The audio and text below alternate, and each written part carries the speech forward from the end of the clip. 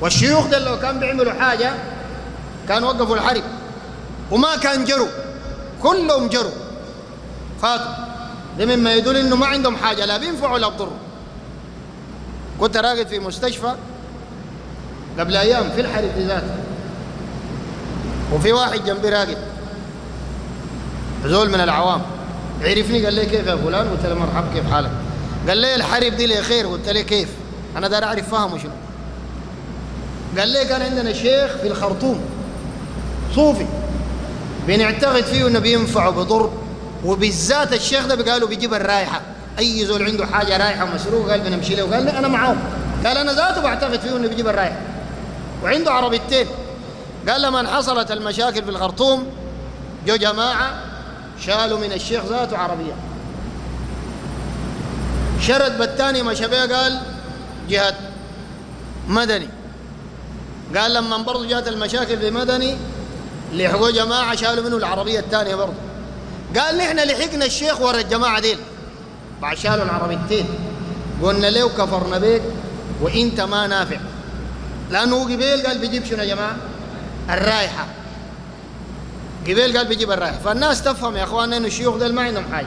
الشيخ ده قال ما يضللك ويوديك في الصراط والطريق اللي بيوديك النار ما بسوي لك اي حاجه. واي شيخ لو غلطك نحن قاعدين وهذا موجودين، جيب الشيخ وتعال. فده المشايخ مجار شيوخ الصوفيه ديل وعملهم ده كله عمل باطل، وهم سبب المشاكل في البلد دي يا اخواننا، ما في زول غيره. ليه؟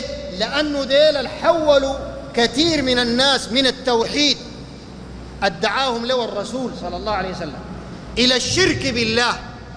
ناس الله خلقهم ورزقهم وحفظهم وقال لهم اعبدوني براي وما خلقت الجن والانس الا ليعبدون. شيوخ الصوفيه قالوا للناس لا تعبدون نحن ديل. قال له تمسك بي مريدي، تمسك بي ده المرغني، وكن بي واثقا. تمسك بي انا، قال ليه ما بي الله، ما تتمسك بي الله، موجود في كتابه. تمسك بي مريدي وكن بي واثقا لأحميك في الدنيا ويوم القيامة. أهل ما حميتونا هسه يا كذابين يا مستهبلين يا شيوخ الصوفية؟ ليه ما حميتونا الآن؟ الناس أكبر نكبة على الأمة الإسلامية في الأرض هم شيوخ الصوفية والطرق الصوفية كلها. وأوعى يجيك واحد جبهة يقول لك لا ما كلهم، في واحدين كويسين، أنت ذاتك معهم، أنت ذاتك كعب معهم، وانت اللي فتحت لهم البلد دي ولخبطت البلد دي كلها. والله بيسألكم جميعا يوم القيامة عن هذا الكلام إن لم تتوبوا، لأنه ديل الحاربوا دعوة الرسل. الرسل جبه دعوة بأصل الدعوة التوحيد، ديل حاربوه. ديل أعداء الرسل مش أعداءنا نحن، ديل أعداء الأنبياء كلهم وأعداء المرسلين كلهم. نعم. كل وسيلة للإبلاغ فهي واجبة، والوسائل لها أحكام المقاصد. زاحم أهل الباطل حتى يتبين الحق، ولا يضر كذا إذا دخلوا فيها أشياء منكرة.